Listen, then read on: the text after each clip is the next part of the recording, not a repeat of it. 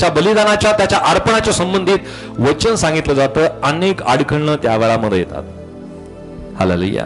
परिस्थिती काही असो, आम्ही तो वधस्तंभावरती खेळलेला येशू ख्रिस्त आणि त्याचा वधस्तंभ आम्ही गाजवल्याशिवाय राहणार नाही. हालेलुया. बोलो येशू मसीह की.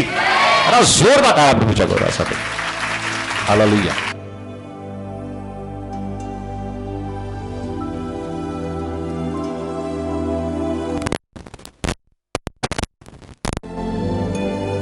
Jesus Lord, hallelujah.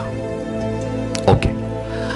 So या ठिकाणामध्ये जसं आम्ही पहिले करीन याचा अध्याय 1 आणि वचन 18 ते 23 जसं आम्ही वाचलं की ज्यांचा नाश होत आहे त्यांना वधस्तंभाचा संदेश हा मूर्खाचा वाटतो, परंतु ज्यांना तारण प्राप्त होत आहे अशांना म्हणजे आपणा सर्वांना तो वधस्तंभ देवाचे सामर्थ्य असा मला वाटतो. आणि यामध्ये ज्या वेळामध्ये मी पाहिलं की वधस्तंभ आपल्याला कोणत्या कोणत्या प्रकारचं सामर्थ्य देतो, तर पियानो पहिला जे सामर्थ्य आहे की देवाशी समेट घडून आणण्याचं सामर्थ्य वधस्तंभामध्ये आहे. इफिस 2 आणि वचन 16 मध्ये हे वचन आम्ही पाहिलं. आणि दुसरं की आम्हाला त्या वधस्तंभाच्या द्वारे जे सामर्थ्य मिळतं ते दुसरं सामर्थ्य की जगापासून वेगळे होण्याचं सामर्थ्य आम्हाला मिळतं. हालेलुया. जगापासून तो आम्हाला सेपरेट करतो, वेगळं करतो. हालेलुया. जो वधस्तंभ आहे तो जगाशी समरूप नाहीये. हालेलुया. कसा समरूप नाहीये? वधस्तंभ हा एकटा आहे आणि त्या वधस्तंभावरती एकटाच खेळलेला आहे. हालेलुया. त्याच्या बरोबर कोणीच नाहीये.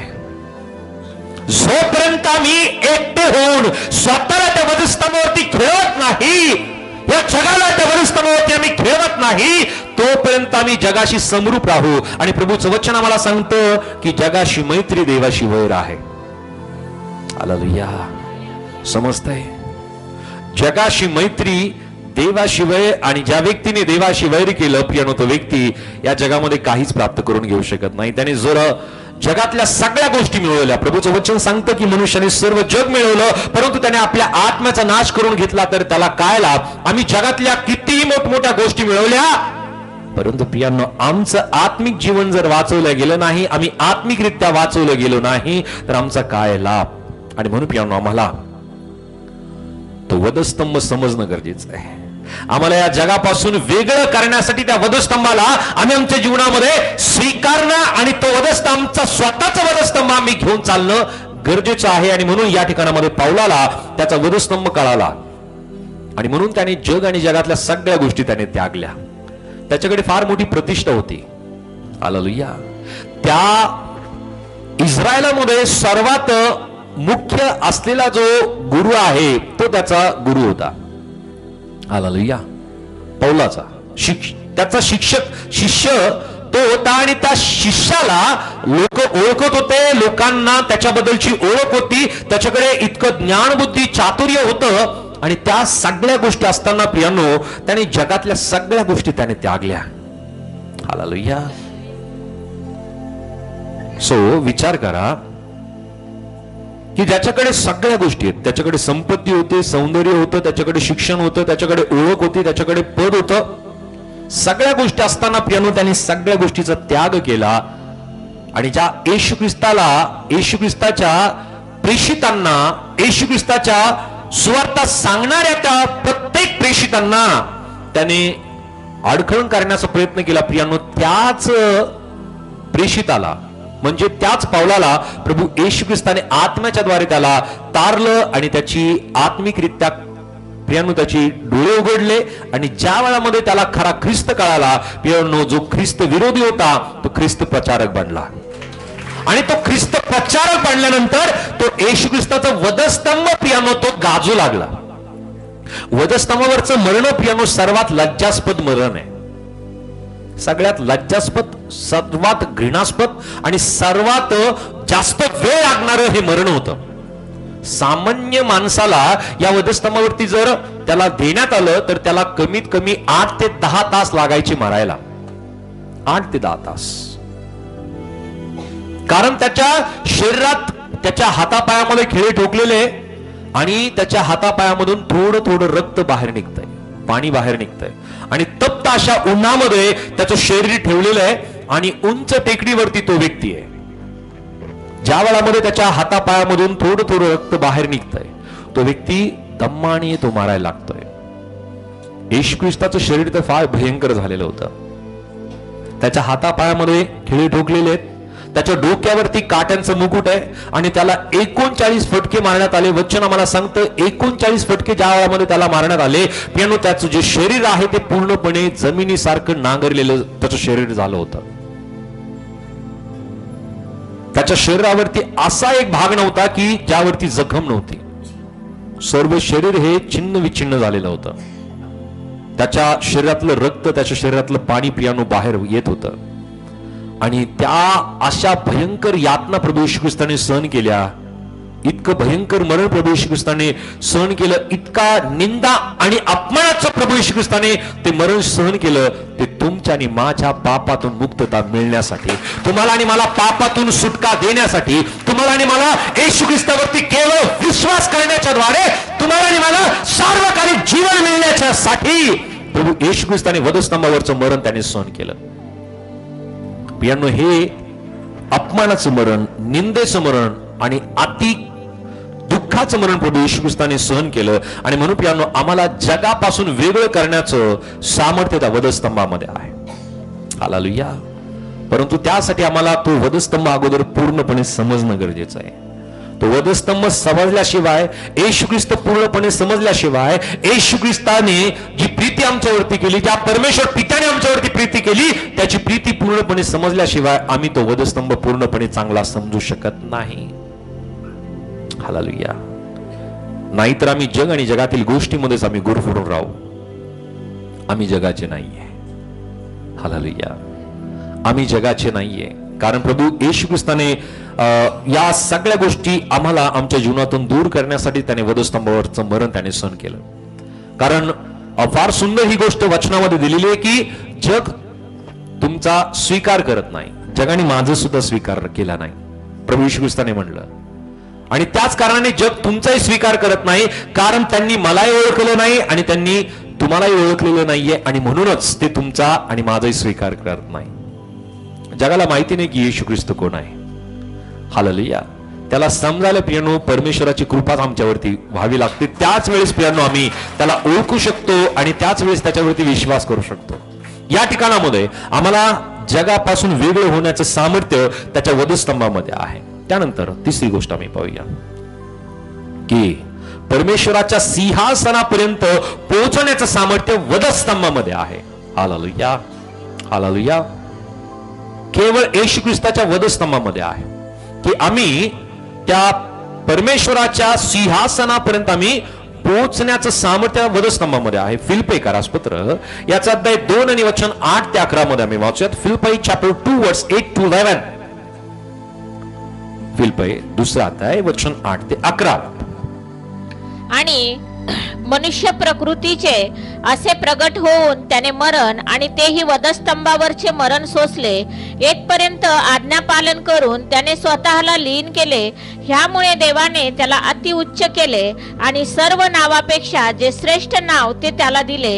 ह्यात हेतू हा की स्वर्गात, पृथ्वीवर व पृथ्वीखाली प्रत्येक गुडघा येशूच्या नावाने टेकला जावा आणि देवपित्याच्या गौरवासाठी प्रत्येक जिभेने येशू ख्रिस्त हा प्रभू आहे असे कबूल करावे.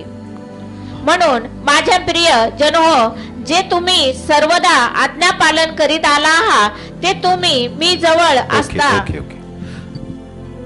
या ठिकाणामध्ये प्रभूचं वचन आम्ही पाहतो की आम्हाला प्रत्येकांना परमेश्वराच्या सिंहासनापर्यंत पोहोचण्याचं जे सामर्थ्य आहे ते केवळ वधस्तंभामध्ये आहे. वधस्तंभा व्यतिरिक्त कोणीही परमेश्वराच्या सिंहासनापर्यंत जाऊ शकत नाही. कारण या ठिकाणामध्ये पौलाला ही गोष्ट स्पष्ट झाली आणि तो पौल या गोष्टी नमूद करतो की मनुष्य प्रकृतीचे असे प्रगट होऊन त्याने मरण आणि तेही वधस्तंभावरचे मरण सोसले, तो इथपर्यंत आज्ञापालन करून त्याने स्वतःला लीन केले. यामुळे देवाने त्याला अतिउच्च केले आणि सर्व नावापेक्षा जे सर्वश्रेष्ठ नाव ते त्याला दिले. यात हेतू हा की स्वर्गात, पृथ्वीवर व पृथ्वी खाली प्रत्येक गुडघा येशूच्या नावाने टेकला जावा आणि देवपित्याच्या गौरवासाठी प्रत्येक जिभेने येशू ख्रिस्त हा प्रभू आहे असे कबूल करावे. हालेलुया. सो आम्ही पाहतो की प्रत्येक गुडघा कोणाच्या नावामध्ये टेकला जातोय? कोणाच्या नावामध्ये टेकला जातो? कोणाच्या नावात टेकला जातो? येशू ख्रिस्ताच्या नावामध्ये. हालेलुया. आणि गुडघ्यावरती येणं किंवा गुडघे टेकणं म्हणजे काय? स्वतःला सरेंडर करणं आहे. मी कोण आहे ते पूर्णपणे रिक्त होणं आहे, स्वतःला खाली करणं आहे, गुडघ्यावरती येणं. जसा एक शिपाई, त्याला ऑर्डर दिली जाते सरेंडर, त्या वेळामध्ये तो काय करतो? आपले हत्यार टाकून देतो, आपल्या गुडघ्यावरती येतो आणि आपल्या दोन्ही हात उंच करतो. हालेलुया. आम्ही जोपर्यंत परमेश्वराच्या त्या प्रभूच्या वधस्तंभाजवळ येऊन आम्ही पूर्णपणे सरेंडर होत नाही, आम्ही गुडघ्यावर येऊन त्याच्याकडे प्रार्थना करत नाही, तोपर्यंत तो आमचा सुद्धा स्वीकार करत नाही. आम्हाला त्याच्या समोर, त्याच्या वधस्तंभासमोर येऊन प्रियांनो, आम्हाला पूर्णपणे आमच्या पापांची, आमच्या चुकांची, आमच्या अपराधांची प्रियांनो आम्हाला क्षमा मिळवणं गरजेचं आहे. हालेलुया. हालेलुया. वधस्तंभाचं सामर्थ्य फार मोठं सामर्थ्य आहे. वधस्तंभाच्या द्वारे मिळणारं जे सामर्थ्य आहे, एक नवीन ऊर्जा मिळते, एक नवी शक्ती मिळते, एक नवीन सामर्थ्य मिळते, एक नवी शक्ती आम्हाला प्रत्येकांना त्याच्या वधस्तंभाच्या द्वारे मिळते. आणि म्हणून प्रियांनो या ठिकाणामध्ये जी महत्वपूर्ण गोष्ट या ठिकाणामध्ये पौलाने नमूद केलेली आहे की आम्हाला परमेश्वराच्या सिंहासनापर्यंत पोहोचण्याचं जर सामर्थ्य कोणामध्ये असेल तर ते वधस्तंभामध्ये आहे. हालेलुया. हालेलुया. कोणी आम्हाला परमेश्वराच्या सिंहासनापर्यंत घेऊन जाईल का? कोणीच नाही. कोणीच नाही. असं कोणीच नाही की जे आम्हाला परमेश्वराच्या सिंहासनापर्यंत घेऊन जाईल. एकच जण आहे, येशू ख्रिस्त. हालेलुया. येशू शिवाय या जगात कोणीच नाहीये की जो आम्हाला परमेश्वर पित्याच्या सिंहासनापर्यंत घेऊन जाईल. आम्हाला तिथपर्यंत जाण्याचा अधिकार कसा मिळतो? पहिली गोष्ट की तो आम्हाला येशू ख्रिस्ताकडे जो कोणी येतो ना, त्या प्रत्येकांना तो शुद्ध करतो, पवित्र करतो. शुद्ध आणि पवित्र त्याच्या रक्ताच्या द्वारे तो आम्हाला करतो. आणि त्याच्या रक्ताच्या द्वारे त्याने आम्हाला शुद्ध आणि पवित्र केल्यानंतर आम्हाला ती संधी मिळते की ज्या प्रकारे परमेश्वर शुद्ध आहे, पवित्र आहे, तसं तो आम्हाला सुद्धा शुद्ध आणि पवित्र करतो. आणि आम्ही शुद्ध पवित्र झाल्या वाचून कोणी त्याच्याकडे जाऊ शकत नाही. शुद्ध आणि पवित्र ठरवण्याचं काम हे केवळ येशूच्या रक्ताच्या ठाई आहे. आणि या जगातील कुठलाही असा पशु पक्षी नाहीये, कुठल्याही पशु पक्षाचं रक्त नाहीये की जे आम्हाला शुद्ध करेल. शुद्ध करण्याचं सामर्थ्य येशूच्या रक्तात आहे. हालेलुया. आणि येशूकडे जो कोणी येतो त्या प्रत्येकांना प्रियांनो तो शुद्ध करतो, पवित्र करतो. जो कोणी त्याच्या नावाने, आपल्या प्रभू येशू ख्रिस्ताच्या नावाने गुडघे टेकतो प्रियांनो, त्या वेळामध्ये प्रभू त्याला काय करतो? त्याच्यावरती दया करतो. त्याच्यावरती दया करून प्रभूचं वचन आम्हाला सांगतं की यात हेतू हा की स्वर्गात व पृथ्वीवर व पृथ्वी खालील गुडघा येशूच्या नावाने टेकला जावा आणि देवपित्याच्या गौरवासाठी प्रत्येक जिभेने येशू ख्रिस्त हा प्रभू आहे असे कबूल करावे. आम्ही प्रत्येक जण हे कबूल करतो, येशू प्रभू आहे. सो माझ्या मागे म्हणा, येशू प्रभू आहे. येशू प्रभू आहे. येशू प्रभू आहे. सर्वांना बोलता येतंय? मराठी बोलता येतं? माझ्या मागे परत बोला, येशू प्रभू आहे. आणखी एकदा बोलू, थोडं जोरात बोलू. हालेलुया. आणि जितक्यांदा तुम्ही असं बोलता ना, तितक्यांदा सैतानाला फार त्रास होतो. हालेलुया. हालेलुया. जर तो प्रभू येशू ख्रिस्ताचा शत्रू आहे तर आमचा सुद्धा शत्रू आहे. हालेलुया. हालेलुया. परंतु आमचा एकच मित्र आहे, येशू ख्रिस्त. हालेलुया. तो जर आमच्या बरोबर आहे, तो जर आमच्या साथीला आहे, तर प्रियांनो आम्हाला विरोध करणारा कोणी नाहीये. हालेलुया. आणि म्हणून प्रियांनो आम्ही हे कबूल करणं गरजेचं आहे. आणि जो कोणी हे कबूल करतो येशू प्रभू आहे, त्या प्रत्येक व्यक्तीला ती संधी आहे परमेश्वर पित्याच्या सिंहासनापर्यंत जाण्याची. हालेलुया. सो प्रियांनो आम्हाला हे तिसरं सामर्थ्य मिळतं वधस्तंभाच्या द्वारे की परमेश्वराच्या सिंहासनापर्यंत पोहोचण्याचं सामर्थ्य मिळतं. हालेलुया. नाहीतर आम्ही दुर्बल आहोत, नाहीतर आम्ही अशक्त आहोत. आम्ही त्या वाचून प्रियांनो परमेश्वर पित्याच्या सिंहासनापर्यंत आम्ही जाऊ शकत नाही. जाऊ शकतो का? तितकी सामर्थ्य आमच्याकडे नाहीये. परंतु ज्या वेळामध्ये येशू ख्रिस्ताचं वचन, वधस्तंभाचं सामर्थ्य आमच्या जीवनामध्ये येतं ना, त्या वेळामध्ये आम्ही त्या सिंहासनापर्यंत जाऊन पोहोचू शकतो. बोल येशू मसीह की जरा जोरदार टाळ्या प्रभूच्या गौरवासाठी. सो एकंदरीत आम्ही 3 असे सामर्थ्य पाहिले की परमेश्वराबरोबर समेट घडून आणण्याचं सामर्थ्य वधस्तंभात आहे. जगापासून वेगळे होण्याचं सामर्थ्य वधस्तंभामध्ये आहे. परमेश्वराच्या सिंहासनापर्यंत पोहोचण्याचं वधस्तंभामध्ये सामर्थ्य आहे. आणि चौथं की नियम व विधी रद्द करण्याचं सामर्थ्य वधस्तंभामध्ये आहे. Hallelujah, hallelujah. वाचूया आता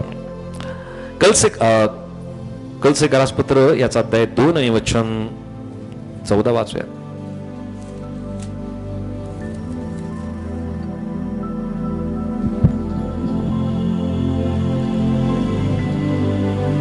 आपल्या विरुद्ध असलेले म्हणजे आपल्याला प्रतिकूल असलेले विधीचे ऋणपत्र त्याने खोडले व वधस्तंभाला खिळून त्याने ते रद्द केले. बोलू येशू मसीह की हालेलुया. सो नियम व विधी त्याने रद्द करण्याचं सामर्थ्य वधस्तंभाच्या द्वारे त्याने आम्हाला दिलं. नाहीतर आम्हाला प्रत्येकांना सुद्धा नित्य वेगवेगळ्या पशु पक्ष्यांचं अर्पण आम्हाला करावं लागलं असतं. Hallelujah, hallelujah. जसं आम्ही पाहतो की काही जण नवस करतात की मी हे अर्पण करेल, मी ते अर्पण करेल. या ज्या सगळ्या गोष्टी आल्यात ना त्या कुठून आल्यात? या परमेश्वराने दिलेले नियम, ज्या आज्ञा आणि विधी आहेत ना, यातून या गोष्टी आलेल्या आहेत. हालेलुया. की ते रक्त ओतल्या जातं, ते रक्त सांडवलं जातं आणि त्या व्यक्तीला क्षमा मिळते. हालेलुया.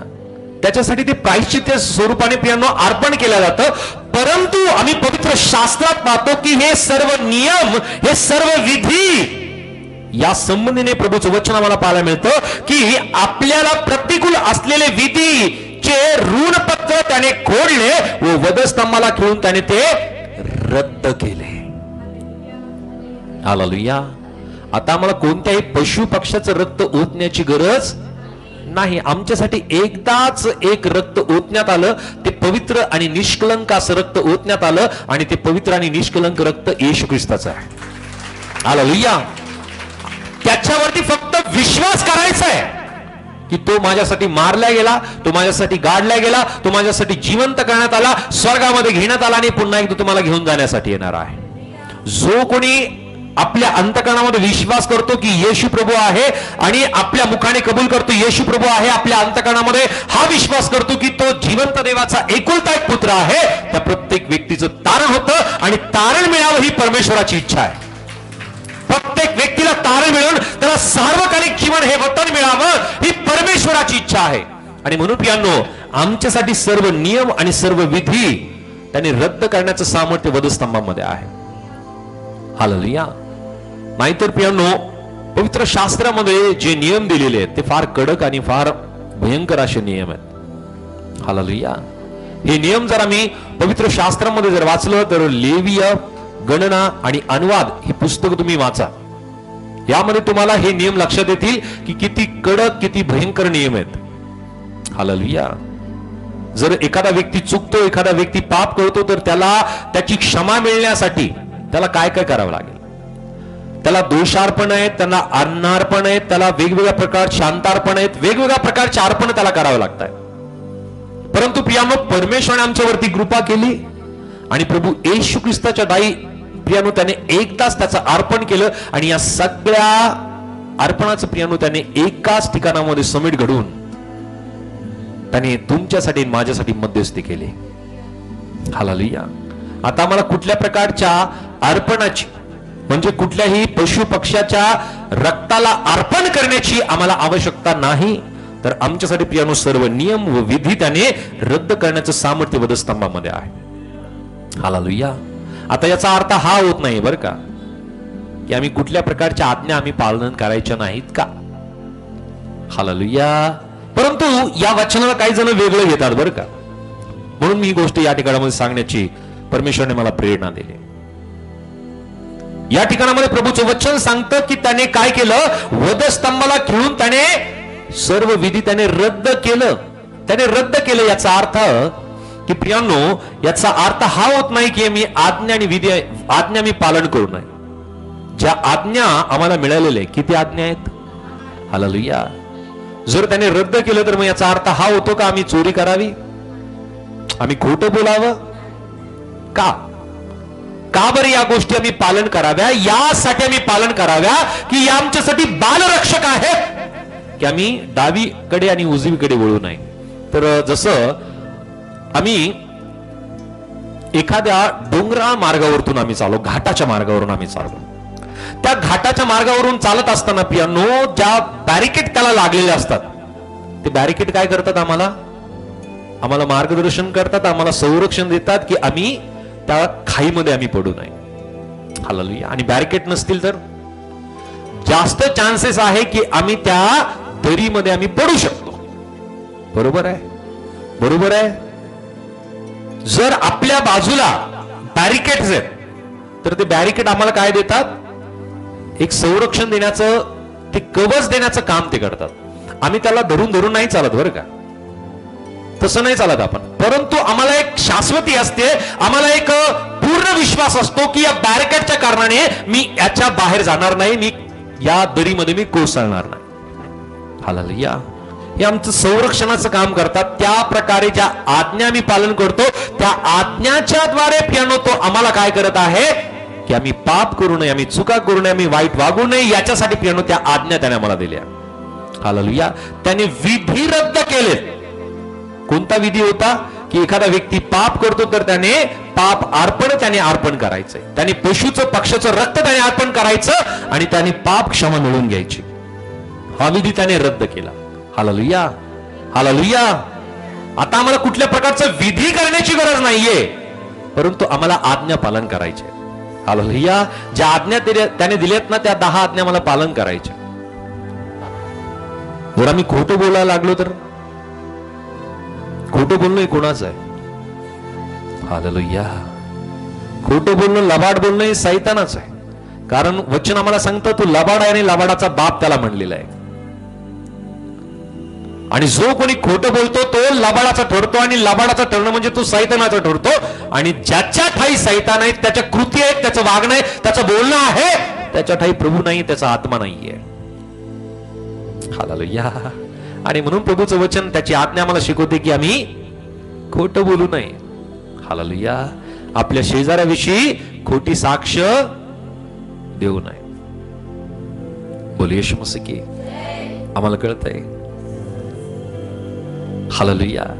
त्याने विधी रद्द केले, त्याने नियम रद्द केले, परंतु आज्ञा आम्हाला पालन करायची. प्रियांनो, त्या वधस्तंभाच्या ठाई हे सामर्थ्य आहे की त्याने विधी रद्द करण्याचं सामर्थ्य त्या वधस्तंभामध्ये आहे. हालेलुया. त्यानंतर आम्ही पाहूया जे 5वं वधस्तंभामध्ये जे सामर्थ्य आहे, ते 5वं सामर्थ्य आहे शारीरिक दैहिक स्वभाव दूर करण्याचं सामर्थ्य वधस्तंभामध्ये आहे. हालेलुया. वचन आम्ही वाचूयात. गलती करा पत्र याचा अध्याय 5 आणि वचन 24. गलुसियन चॅप्टर 5 वर्स 24. गलती 5:24. जे ख्रिस्त येशूचे आहेत त्यांनी विकार व वासना ह्याच्यासह देह स्वभाव वधस्तंभावर खिळला आहे. हालेलुया. प्रभूचं वचन सांगतं जे येशू ख्रिस्ताचे आहेत. कोणाचे आहोत आम्ही? थोडं जोरात बोला. आपल्या बाजूच्या व्यक्तीला सांगा, मी ख्रिस्ताचा आहे, मी येशू ख्रिस्ताचा आहे. तुम्ही कोणाचे आहात? अहो विचारा त्यांना. Hallelujah, hallelujah, hallelujah. पौलाने स्पष्टपणे या गोष्टी त्याने नमूद केल्या. जे कोणी येशू ख्रिस्ताचे आहे, जे कोणी ख्रिस्त येशूचे आहे, त्यांनी विकार व वासना यांच्यासह देह स्वभाव. आता देह स्वभावामध्ये कोणत्या कोणत्या गोष्टी आल्यात? ओके, हा हा ओके. वाचूयात आम्ही देह स्वभाव कोणत्या कोणत्या गोष्टी. त्याच अध्यायामध्ये त्या ठिकाणामध्ये दिलेले आहेत. वचन 18 पासून वाचा. हा 19 पासून. Same chapter words 19. देहाची कर्मे तर उघड आहेत, तीही जार कर्म, अशुद्धपणा, कामातुरपणा, मूर्तीपूजा, चेटके, वैर, कलह, मत्सर, राग, तटफुटी, पक्षभेद, हेवा, दारूबाजी, रंगेलपणा आणि अशा इतर गोष्टी ह्या विषयी या ठिकाणामध्ये प्रभूचं वचन सांगतं की जो कोणी येशू ख्रिस्ताचा आहे त्या व्यक्तीने या देह स्वभावाला काय केलं? वधस्तंभावरती त्याने काय केलेलं? खिळून टाकलेलं आहे. हालेलुया. आणि म्हणूनच पाऊल म्हणतो की मी या जगासाठी मी वधस्तंभावरती आहे आणि हे जग माझ्यासाठी वधस्तंभावरती आहे. हालेलुया. त्याला येशू ख्रिस्ताचा वधस्तंभ हा पिक्चर एकदम क्लिअर झाला. हालेलुया. जोपर्यंत आम्हाला येशू ख्रिस्ताने त्याचा वधस्तंभ स्पष्ट होत नाही ना, तोपर्यंत हे जग आम्हाला फार जवळीक त्याचं वाटायला लागतं. हालेलुया. परंतु जो येशू ख्रिस्तावरती प्रीती करतो ना, जो येशू ख्रिस्ताच्या वधस्तंभावरती प्रीती करतो ना, तो व्यक्ती या जगावरती प्रीती नाही करत. जग त्याच्यासाठी काहीच नाही आहे. बोले येशू मसीह की, येशू मसीह की. याचा अर्थ हा नाहीये की आम्ही आमच्या नातेवाईकांना, आमच्या जवळच्या लोकांचा द्वेष करायचा, हा नाहीये. हालेलुया. आमच्या कृतीतून आम्ही ख्रिस्त दाखवला पाहिजे. आमच्या कृतीतून, आमच्या आचरणातून ख्रिस्त दिसला पाहिजे. परंतु जगिक ज्या गोष्टी आहेत, देहिक ज्या गोष्टी आहेत, या देह स्वभावाच्या गोष्टी या ठिकाणामध्ये दिलेल्या आहेत. जार कर्म, अशुद्धपणा, कामतुरपणा, मूर्तीपूजा, चेटके, वैर, कलह, मत्सर, राग, तट, फुटी, पक्षभेद, हेवा, खून, दारूबाजी, रंगेलपणा आणि अशा इतर गोष्टी, की या गोष्टी ज्या व्यक्तीच्या जीवनामध्ये आहे, अशांना देवाच्या राज्याचं वतन मिळणार नाही. आणि जर या गोष्टी आमच्या जीवनात आहे, तर आणखी आम्ही ख्रिस्तावरती आमची प्रीती नाहीये आणि ख्रिस्ताबरोबर आम्ही या सगळ्या गोष्टी वधस्तंभावरती खेळलेल्या नाहीये. हालेलुया. जर देह स्वभाव आमच्या जीवनामध्ये आहे, देह स्वभाव म्हणजे आमच्या शरीराचा स्वभाव. हालेलुया. शरीराचा स्वभाव आपल्याला माहिती आहे. हालेलुया. शरीराच्या स्वभावामध्ये कोणत्या कोणत्या गोष्टी आहेत? त्याच्यात आहे जार कर्म आहे, अशुद्धपणा आहे, कामातुरपणा आहे, मूर्तीपूजा, चेटके आहे, वैर आहे, कलह आहे, मत्सर आहे, राग आहे, तट आहे, फुटी आहे, पक्षभेद आहे, हेवा आहे, खून आहे, दारूबाजी आहे, रंगेलपणा आहे आणि अनेक अशा गोष्टी आहेत की ज्या दैहिक गोष्टीमध्ये येतात, दैहिक स्वभावामध्ये येतात. आणि यातली एक जरी गोष्ट आमच्या जीवनामध्ये आहे, तर आम्ही आज सुद्धा दैहिक स्वभावामध्ये बांधलेले आहोत. हालेलुया. परंतु वधस्तंभच असा आहे की जो शारीरिक देह स्वभावाला दूर करण्याचं सामर्थ्य वधस्तंभामध्ये आहे. की जो व्यक्ती स्वतःला वधस्तंभावरती खेळायला तयार होतो ना, तो व्यक्ती सगळ्या दैहिक गोष्टी आपल्या जीवनातून दूर करायला लागतो. हालेलुया. दैहिक स्वभाव त्याच्या जीवनातून दूर व्हायला लागतो. हालेलुया.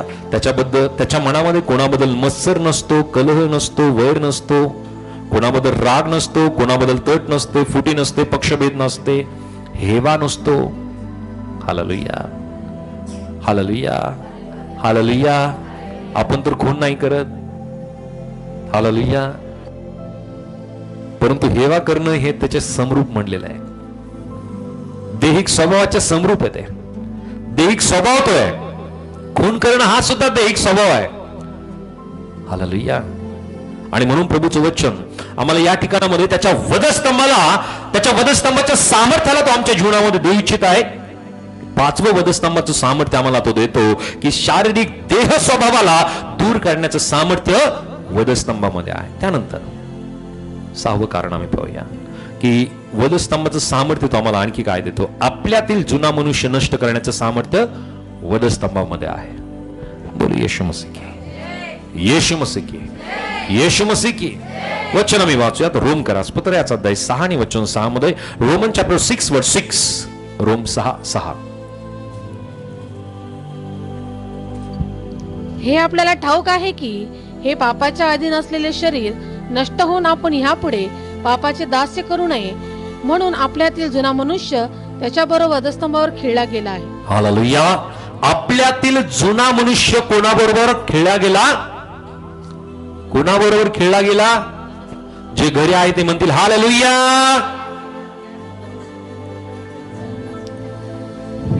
समजतंय? म्हणलं नाही का? हे वचन फार महत्वाचं आहे. हालेलुया. तर जोरदार टाळा प्रभूच्या गौरवासाठी.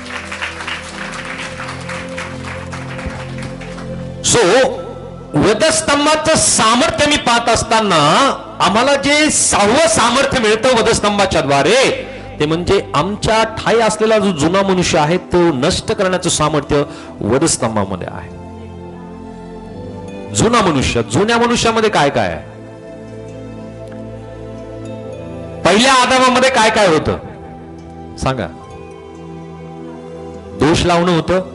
सगळ्यात मोठी गोष्ट की त्याला आज्ञा मोडणं हे त्याचं पहिलं काम होतं. दुसरं दोष लावणं होतं. आणखी काय स्वभाव होता पहिल्या आदामामध्ये? हा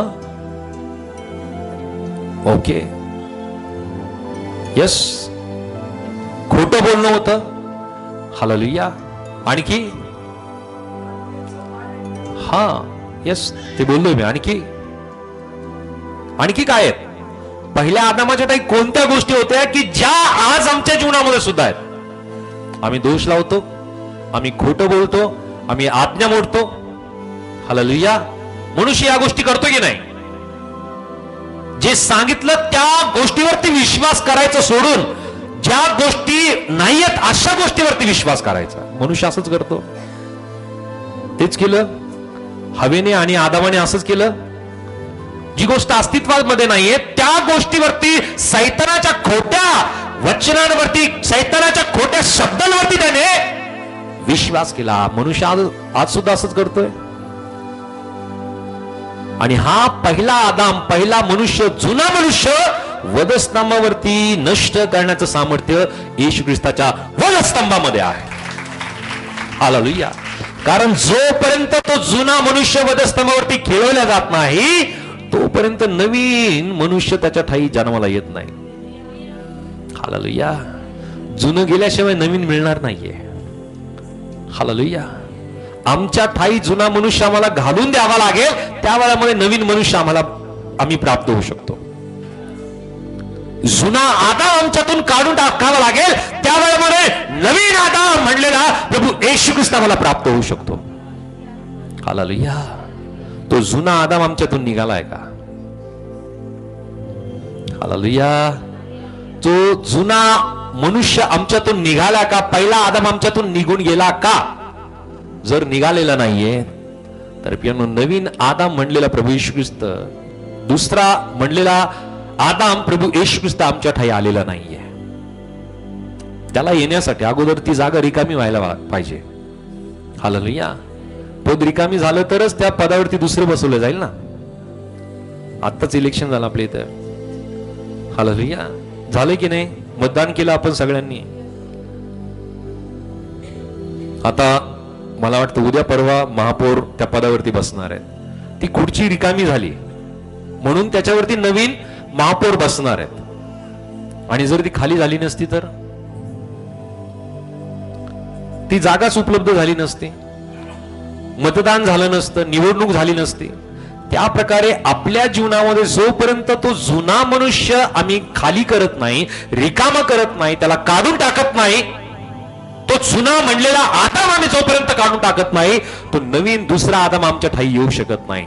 आणि तो नवीन आदाम प्रभू येशू ख्रिस्त आमच्या ठाई येण्यासाठी आमच्या जीवनातील जुना मनुष्य नष्ट करण्याचं काम वधस्तंभ करतं. प्रिय हालेलुया. हालेलुया. आम्हाला स्वतःला वधस्तंभावरती रोज स्वतःला खेळावं लागेल.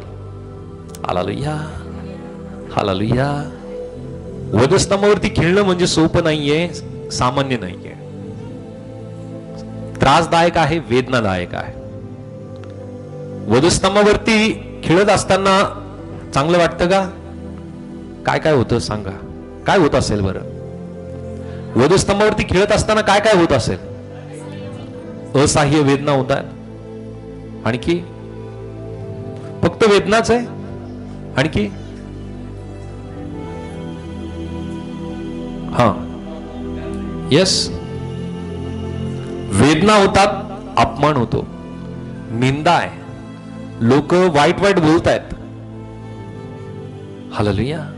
आम्ही ज्या वेळामध्ये वधस्तंभावरती खेळायला लागतो ना, या गोष्टीचा अनुभव आम्हाला यायला लागतो. आणि जर तुमची निंदा होत नाही, तुमचा अपमान होत नाही, तर आणखी तुमचा वधस्तंभ तुम्ही स्वीकारलेला नाहीये. आणि कदाचित जर तुम्ही या गोष्टीचा सामना करताय, तुम्ही वधस्तंभावरती आहात. तुमचा वधस्तंभ तुम्ही स्वीकारलेला आहात. त्या वधस्तंभाच्या कारणाने तुमचा अपमान होईल, छळ होईल, निंदा होईल, लोक तुम्हाला नाव ठेवतील. या सगळ्या गोष्टीला तुम्ही सामोरे जाल आणि सामोरे जात असताना याचं मोठं प्रतिफळ प्रभू तुम्हाला नक्की देईल. हालेलुया. कारण ज्या येशू ख्रिस्ताने तो वधस्तंभ आपल्या स्वतःसाठी सहन केला, आपल्या जगातील प्रत्येक व्यक्तीसाठी त्याने सहन केला, आम्ही आमचा वधस्तंभ स्वतः स्वीकारतो. तर प्रियानो, प्रभूचं वचन या ठिकाणामध्ये जसं आम्हाला सांगत आहे की त्याद्वारे काय करतो तो, आम्हाला आमच्या ठाई असलेला जुना मनुष्य नष्ट करण्याचं सामर्थ्य तो आम्हाला देतो. हालेलुया. त्यानंतर 7वं महत्वपूर्ण असं कारण, वधस्तंभाचं सामर्थ्य आम्हाला मिळतं. गलती करा पत्र याचा अध्याय 2 आणि वचन 20 मध्ये, गलोसिन चॅप्टर 2 वर्स 20, गलती 2 आणि वचन 20. मी ख्रिस्ताबरोबर वधस्तंभावर खेळलेला आहे आणि ह्यापुढे मी जगतो असे नाही, तर ख्रिस्त माझ्या ठाई जगतो. आणि आता देहामध्ये जे माझे जीवित आहे ते देवाच्या पुत्रावरील विश्वासाच्या योगाने आहे. त्याने माझ्यावर प्रीती केली व स्वतःला माझ्याकरिता दिले. हालेलुया. जे 7वं सामर्थ्य आम्हाला मिळतं वधस्तंभाच्या द्वारे, ते 7वं सामर्थ्य फार महत्वाचं आहे. स्वतःच्या मीची अपेक्षा करण्याचं सामर्थ्य वधस्तंभाच्या द्वारे मिळतं. हालेलुया. हालेलुया. मी मला माझे, माझी स्तुती व्हायला पाहिजे, माझं नाव घ्यायला पाहिजे, मला मोठापणा द्यायला पाहिजे, माझा सन्मान व्हायला पाहिजे, मला लोकांनी ओळखलं पाहिजे. हालेलुया. लोकांनी मला विचारलं पाहिजे. याच अपेक्षा आहेत मनुष्याच्या. आणि याच्यासाठी काय काय नाही केलं जात, याच्यासाठी जास्त चालू आहे ना जगामध्ये. हालेलुया. सोशल मीडियाचा जास्त वापर होण्याचं कारण काय? ओळख. का मी काहीतरी आहे, मी काहीतरी स्पेशल आहे, मी बाकीच्यांपेक्षा वेगळा आहे. म्हणजे स्वतःला सिद्ध करायचं किंवा मी कोणीतरी आहे ही गोष्ट दाखवण्याचा उद्देश सोशल मीडियाच्या माध्यमातून मनुष्य करतो. आणि तीच गोष्ट आता होती आहे, मी. हालेलुया. हालेलुया. परंतु जोपर्यंत हा मी याची उपेक्षा होत नाही ना, तोपर्यंत तो येशू ख्रिस्त कळत नाही, त्याचा वधस्तंभ कळत नाही. हालेलुया. बऱ्याच वेळेस आपण म्हणतो मी केलं, माझ्यामुळे झालं, मीच होतो, मी नसतो तर झालं नसतं तसं. हालेलुया. हालेलुया. हालेलुया. जे काही आहे ते सगळ्या गोष्टी सामर्थ्यशाली तो परमेश्वर आहे, त्याच्याशिवाय कुठली गोष्ट घडून येऊ शकत नाही. हालेलुया. कारण या सृष्टीचा चालक कोण आहे? बरोबर आहे, तो प्रभू आहे की तो या सृष्टीचा चालक आहे. त्याच्या वाचून कुठली गोष्ट होऊ शकत नाही. परंतु बऱ्याच वेळेस म्हणतो मी हे केलं, मी ते केलं, मी माझ्यामुळे असं झालं, माझ्यामुळे तसं झालं. हालेलुया. आम्ही स्वतःची उपेक्षा, मीची उपेक्षा होणं फार गरजेचं आहे. आणि ते वधस्तंभाच्या द्वारेच घडून येऊ शकतं. हालेलुया. जिथं आपण स्वतःला मी आणलं ना, तिथं गर्व आला. जो देवदूत परमेश्वराच्या गौरवासाठी नियुक्त होता त्याचं नाव सांगा. हालेलुया. जो लुसिफर होता की जो देवाच्या गौरवासाठी नियुक्त होता, एक मोठी जबाबदारी, मोठं काम त्याच्यावरती दिलेलं होतं. परंतु त्याला अभिमान झाला, त्याला गर्व आला, त्यांनी स्वतःला मोठं ठरवलं. आणि वचन सांगतं त्याच्या मनामध्ये फक्त विचार आला. हालेलुया. त्याच्या मनामध्ये फक्त विचार आला की माझं आसन देवाच्या आसनापेक्षा उंच असावा. हालेलुया. हालेलुया. हे माझं आसन देवाच्या आसनापेक्षा उंच असावं म्हणजेच मी आलं.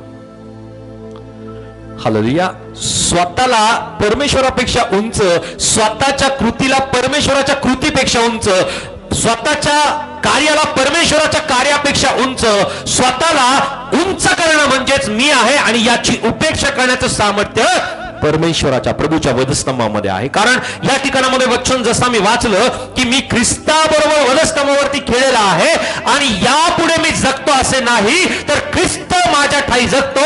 आणि आता देहामध्ये जे काही माझे जीवित आहे ते देवाच्या पुत्रावरील विश्वासाच्या योगाने आहे. त्याने माझ्यावर प्रीती केली व स्वतःला माझ्याकरिता दिले. जे काही माझे ठाई आहे ते कोणाच्या द्वारे आहे?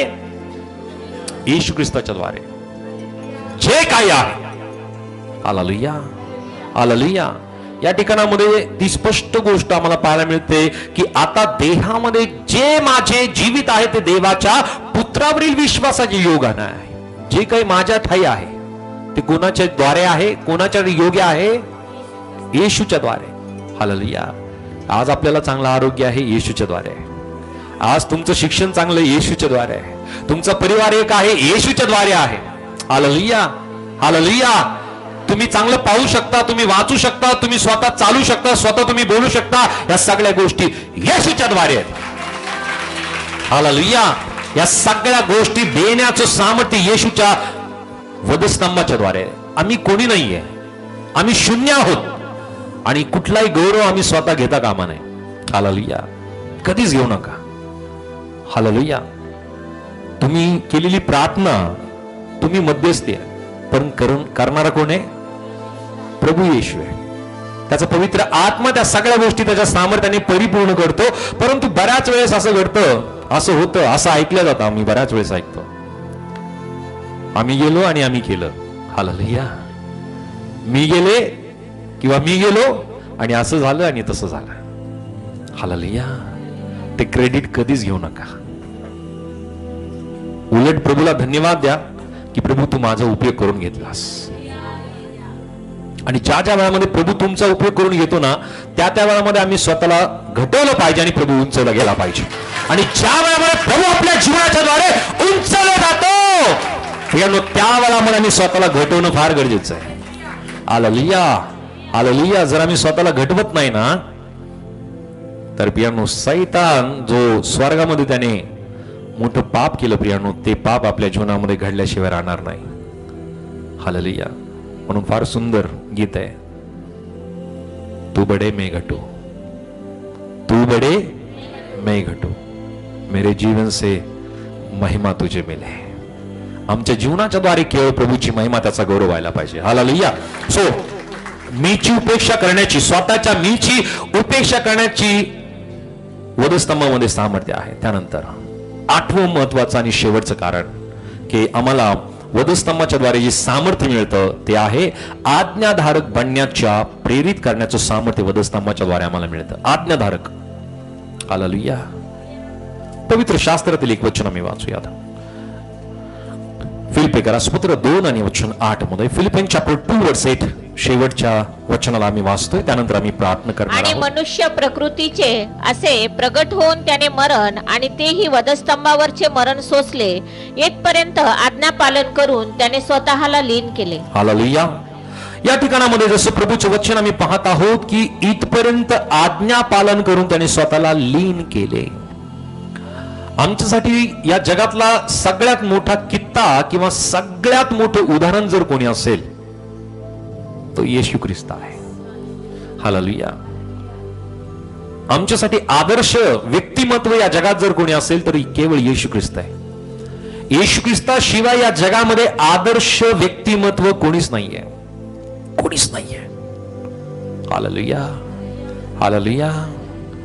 जर आमच्या जीवनामध्ये आम्ही जर कोणाला आदर्श आपल्या समोर जर ठेवतो तर त्या व्यक्तीच्या ठाई असलेली कमतरता तुमच्या जीवनामध्ये येईल. हालेलुया.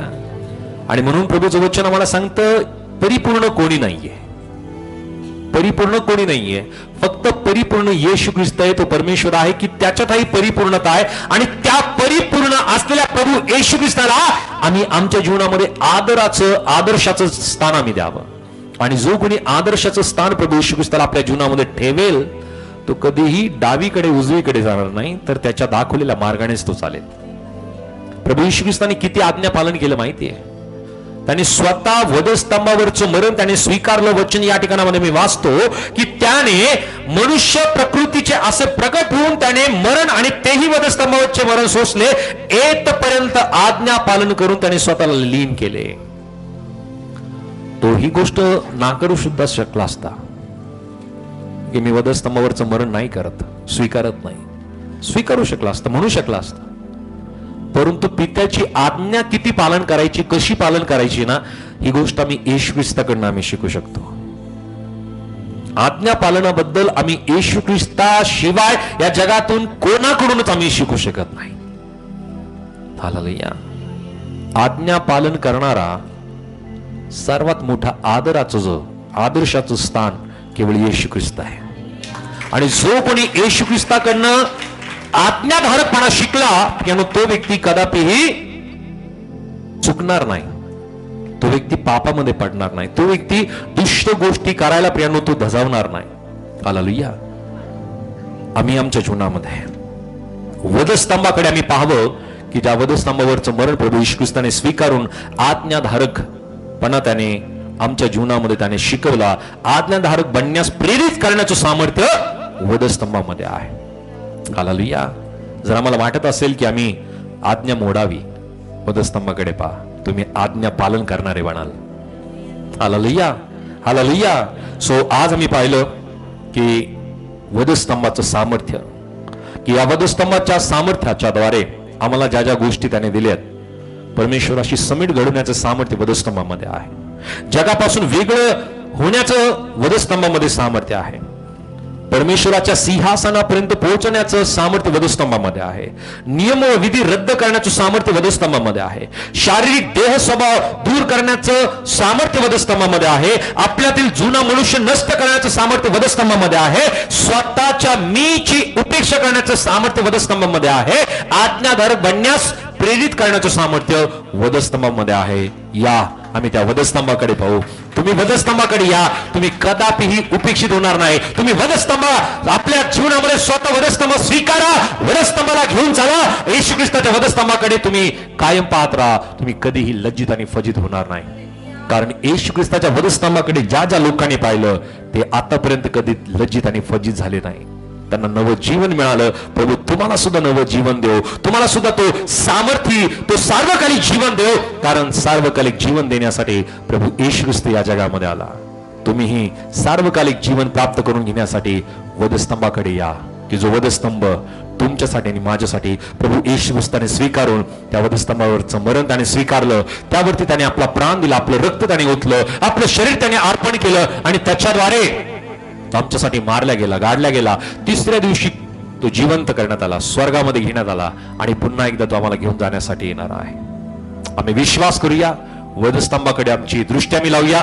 प्रभू आम्हाला कधीही लज्जित आणि फजित होऊ देणार नाही. प्रभू परमेश्वर आम्हाला या वचनाच्या द्वारे आशीर्वादित करो. आमेन. God bless you. मी विनंती करेल की जसं तुम्ही हे वचन ऐकलं, तुम्ही इतरांना सुद्धा हे वचन ऐकण्यासाठी नक्की प्रेरित करा आणि हे मेसेज तुम्ही इतरांना नक्की शेअर करा. परमेश्वर तुम्हाला याद्वारे आशीर्वादित करो. God bless you. Praise Lord.